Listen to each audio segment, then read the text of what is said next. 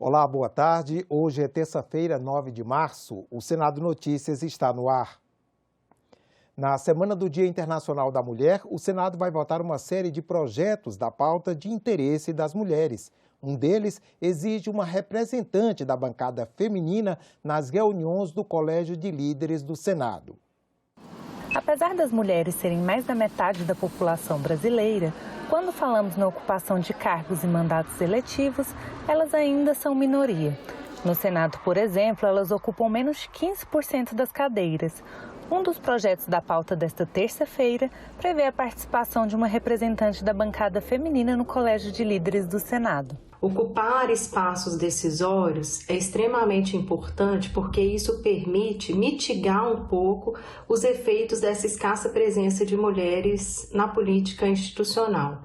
Então, a representante da bancada feminina no Colégio de Líderes, que define questões importantes como a ordem do dia, que são os assuntos que vão entrar em pauta numa determinada sessão legislativa, permite que as senadoras tenham mais chances de influenciar o andamento do processo decisório no Senado. Entre as 12 senadoras que estão em exercício, foi escolhido o nome da senadora Simone Tebet para representar o grupo.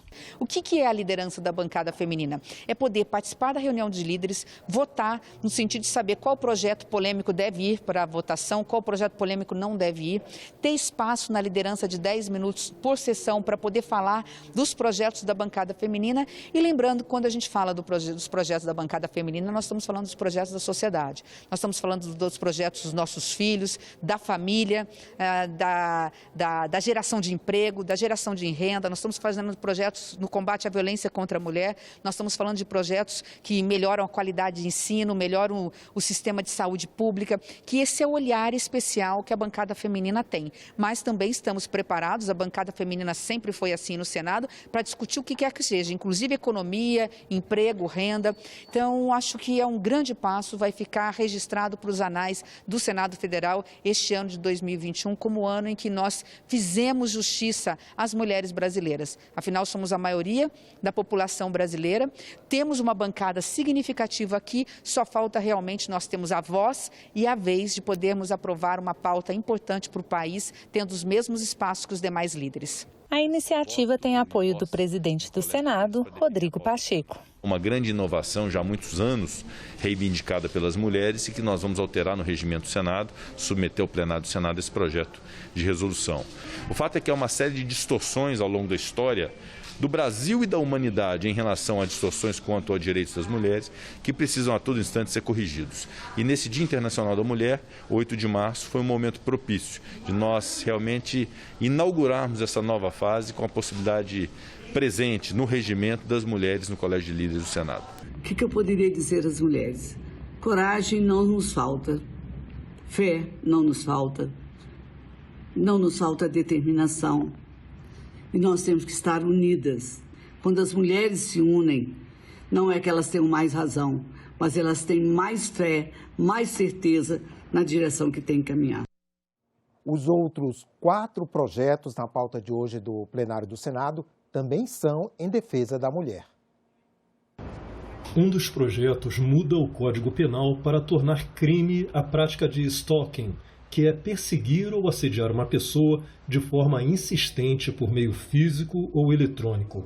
As mulheres têm sido as principais vítimas dessa prática e a pena poderá ser de 1 a 4 anos de prisão.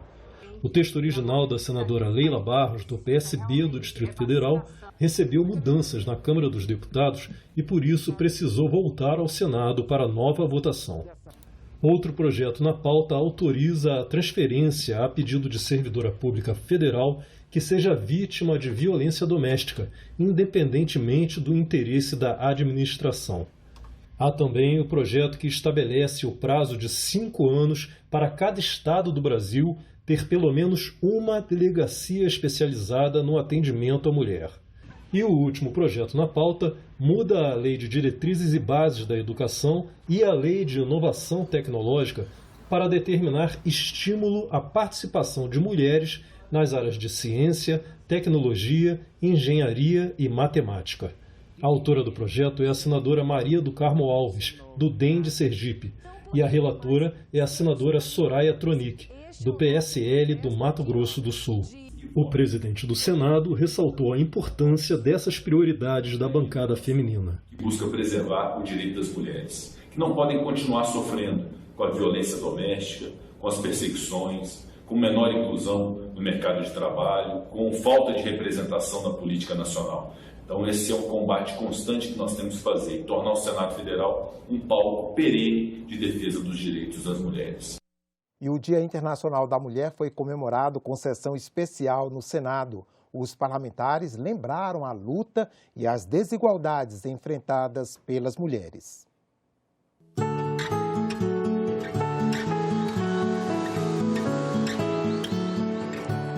Profissionais da área da saúde, chefes de família, negras e vítimas de violência doméstica. Esse ano, a homenagem do Senado no Dia Internacional da Mulher foi direcionada a elas.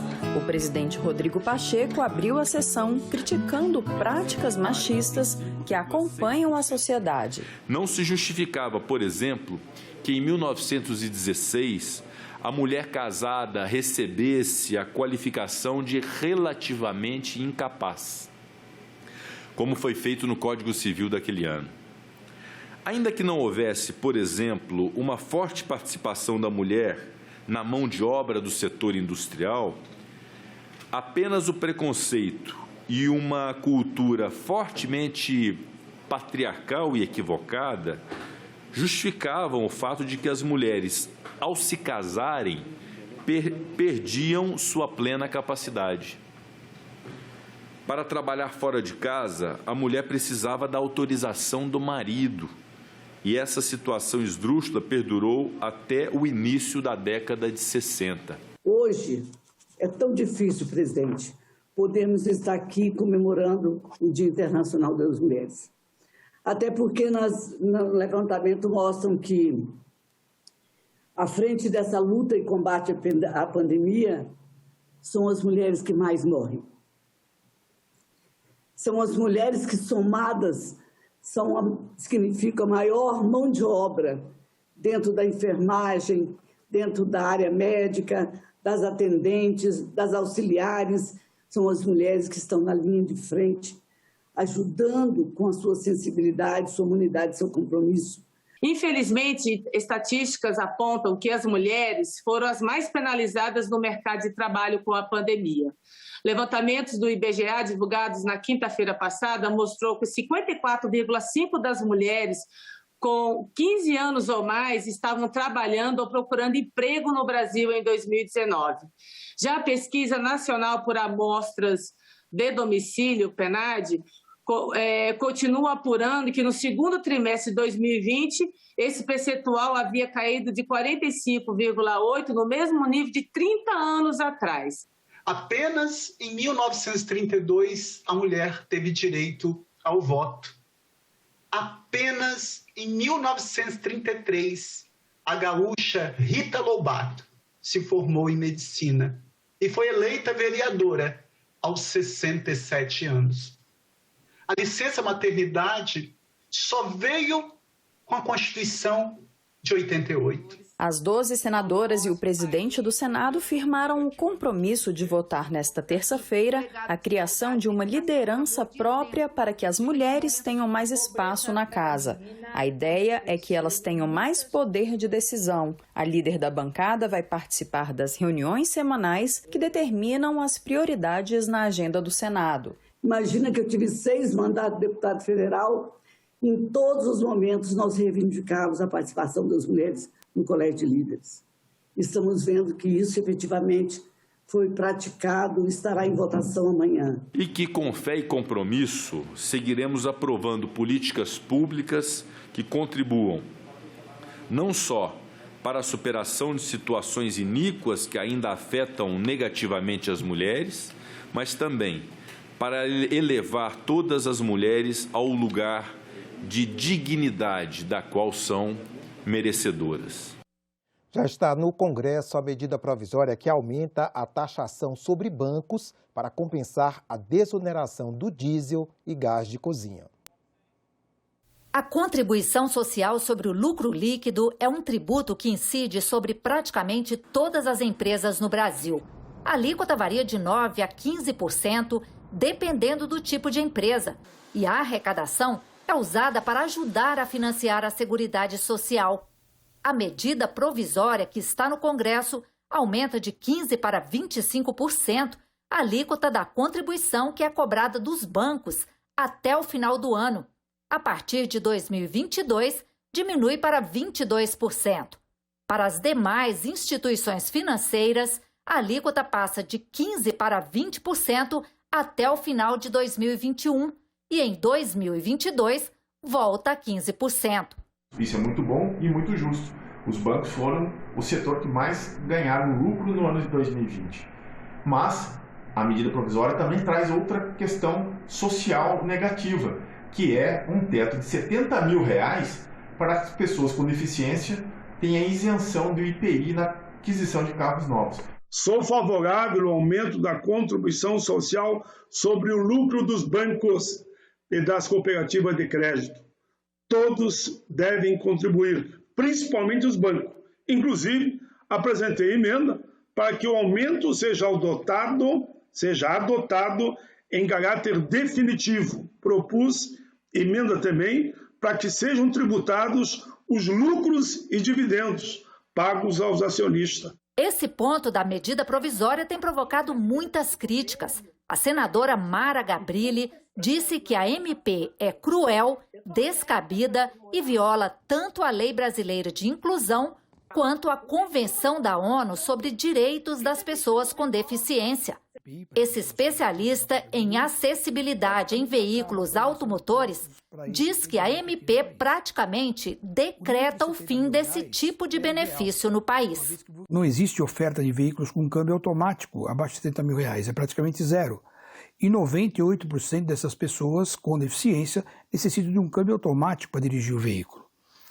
E também leve-se em consideração que o IPI também é condição para se obter o ICMS, e em alguns estados o IPVA também. Então é triste, mas é verdade. Essa medida provisória, da forma que está, ela determina o fim das isenções de impostos na compra de um veículo por pessoas com deficiência nesse país. A MP já recebeu cerca de 80 emendas. Muitas delas mudam essa parte do texto. A primeira emenda, a medida provisória prevê o valor de R$70 mil por veículo. É muito pouco, inclusive pela necessidade que a pessoa com deficiência tem de um espaço maior. Procuramos aumentar para R$100 mil. A medida provisória também suspende, a partir de julho, o regime especial de tributação da indústria química. A intenção do governo com a MP é compensar os efeitos da redução tributária sobre o diesel e gás de cozinha. Um decreto zerou as alíquotas de contribuição do PIS/COFINS que incidem na comercialização e importação desses produtos. A isenção para o óleo diesel é prevista para os meses de março e abril. Já a do gás de cozinha, segundo o decreto, deverá ser permanente. Isso vai diminuir muito pouco o preço do óleo diesel, por exemplo. Vai reduzir 33 centavos por litro. E isso não vai ser suficiente para segurar a alta. Mas vai prejudicar muitas pessoas, porque o PIS e o COFINS é o que garante o seguro-desemprego e a aposentadoria da Previdência. Então, muitas pessoas vão ficar sem esse recurso da isenção. O presidente do Senado estima que ainda em março haverá a definição do valor do novo auxílio emergencial. A PEC, que abriu espaço para o pagamento da ajuda, foi aprovada pelo Senado e está na Câmara. O Senado se desincumbiu muito bem do seu dever na semana passada, aprovando a PEC 186 de 2019, que estabelece o protocolo fiscal, que define uma possibilidade segura dentro de uma responsabilidade fiscal de se ter o auxílio emergencial no Brasil. A matéria está na Câmara, vamos aguardar que a Câmara se pronuncie, que possamos promulgar essa proposta de emenda à Constituição e viabilizar o auxílio emergencial ainda no mês de março. O presidente do Congresso, Rodrigo Pacheco, deu hoje prazo de 24 horas para o ministro da Saúde, Eduardo Pazuello, apresentar a deputados e senadores o cronograma de vacinação contra a Covid-19 no Brasil.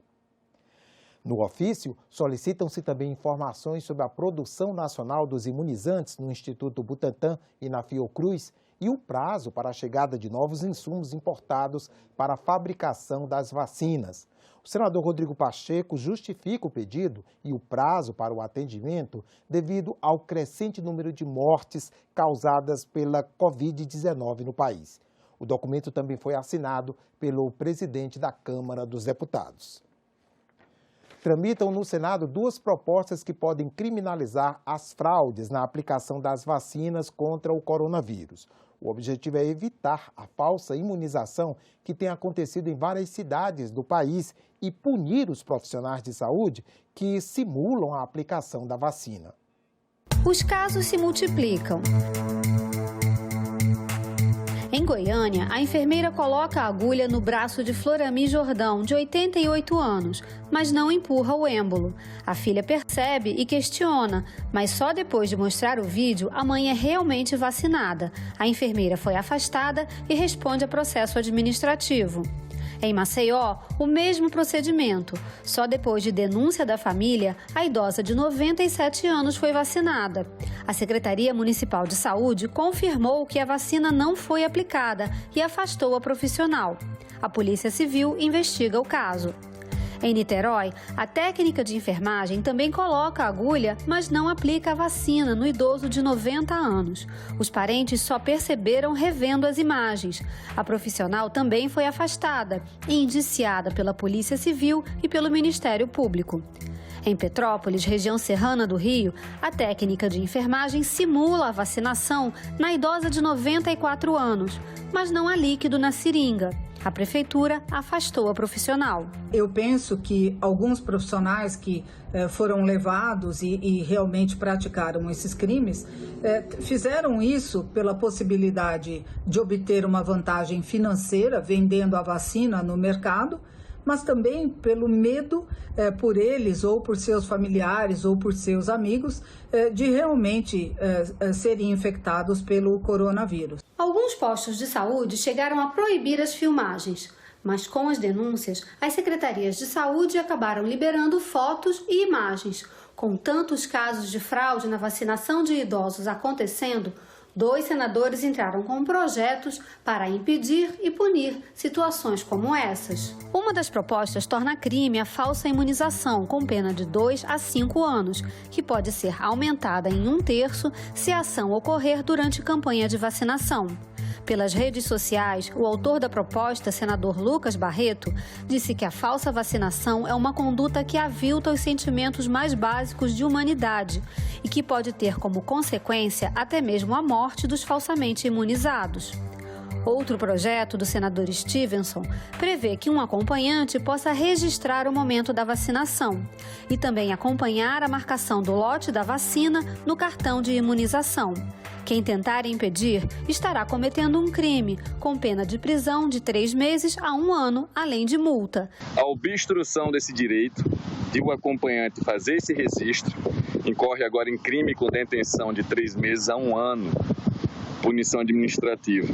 Diante de tantos absurdos que a gente enxerga agora, no momento de pandemia, profissionais aplicando vacinas de vento, esse projeto de lei visa dar esse direito, a garantia de que a pessoa vai ser vacinada e que ela vai ter esse direito resguardado.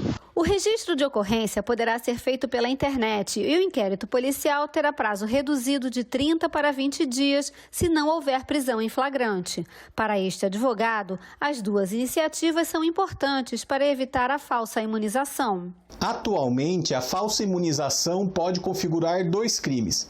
O crime de peculato previsto no artigo 312 do Código Penal e também configura o crime de infração de medida sanitária preventiva previsto no artigo 268 do Código Penal. Porém, com o advento do coronavírus, existem casos que não são nem peculato, nem infração de medida sanitária preventiva. Esse crime era um crime que não existia, não eram falados antes. Você não tinha casos de falsa aplicação de vacina como estamos tendo em razão do coronavírus. Então, isso é uma novidade no nosso sistema legislativo. Luana levou a avó para ser vacinada e fez questão de registrar o momento por precaução. momento que ela foi vacinar, como a gente ficou sabendo de algumas fraudes que estavam acontecendo, a que chegou até a gente foi que algumas enfermeiras não estavam vacinando para vender a vacina depois, né? Ela me pediu para que eu filmasse o momento que ela vacinasse, então eu filmei e tirei algumas fotos também. Além de para guardar de recordação também pelo momento. Prontinho! O Senado tem se empenhado para pensar saídas mais rápidas para a vacinação no país. Além do projeto do presidente da Casa, Rodrigo Pacheco, que permite a negociação das vacinas por estados, municípios e entes privados, também tramita um projeto que permite empresas comprarem vacinas para seus funcionários. Estados, municípios e o setor privado devem entrar na corrida pela vacina contra a Covid. O Congresso já aprovou uma lei que permite aos entes e empresas negociar o imunizante. Agora está no Senado uma medida que pode dar fôlego ao setor privado nessa corrida. Uma possibilidade de empresas deduzirem parte dos gastos com a compra de vacinas. A gente tem que proporcionar uma vacinação para a massa laborativa, para quem tem emprego, para quem gera economia, para quem movimenta o círculo positivo econômico do país. E o nosso projeto veio no sentido de oferecer condições para que a iniciativa privada possa entrar nesse mercado agressivo de competitividade da compra da vacina para poder trazer a vacina para o nosso país. O texto cria o programa de vacinação do trabalhador e permite que empresas negociem doses de vacinas para seus funcionários. Pelo texto, o programa deve respeitar a fila de prioridades apresentada pelo Ministério da Saúde e parte das doses compradas podem ser solicitadas pelo SUS. O SUS não ficará desabrigado, porque a cada vacina que a iniciativa privada comprar, ela tem que fazer uma doação de até 50% do todo que ela comprar para o Sistema Único de Saúde. O projeto permite a dedução de até 30% das despesas comprovadas com a compra de vacinas. O economista Paulo Clias lembra que a vacinação da população já é uma obrigação do Ministério da Saúde e um direito de todos, e que por isso não caberia ao Estado abrir mão de receita. A produção e a aquisição de vacinas, por exemplo, é de responsabilidade do Ministério da Saúde. Tá certo? Então, desse ponto de vista, não caberia promover ainda mais desoneração tributária, perda de arrecadação do Estado, em função de uma atividade que não é típica das empresas, a vacinação. O Ministério da Saúde deve entregar mais de 220 milhões de doses da vacina contra a Covid até o final de julho. A entrega seria de 112,4 milhões de doses da vacina da AstraZeneca Oxford em parceria com a Fiocruz, mais 77,8 milhões de doses da Coronavac produzida pelo Butantan, 9,9 milhões de doses da Covax Facility e 20 milhões da Covaxin. O Ministério da Saúde ainda negocia mais doses com a União Química, a Johnson & Johnson, a Promega e a Pfizer. Apesar dos números, pouco mais de 4% da população já recebeu pelo menos a primeira dose da vacina. Esse desempenho contra a Covid-19 contradiz uma cultura de vacinação que existe no Brasil. Para se ter ideia, em 1980, o país vacinou mais de 17 milhões de crianças em um só dia na campanha contra a poliomielite. Em 2010, foram mais de 89 milhões de vacinas administradas em menos de 4 meses na campanha contra a gripe suína. A fragilidade do atual plano de vacinação tem feito com que estados, municípios e entes privados procurem alternativas à centralização do governo federal. Esse caminho já teve carta branca do STF e o próprio Congresso já aprovou uma lei que permite outras negociações em relação à vacina. Nós ficamos por aqui. Você pode rever as reportagens desta edição na nossa página na internet, senado.leg.br/tv. Obrigado pela companhia e até a próxima.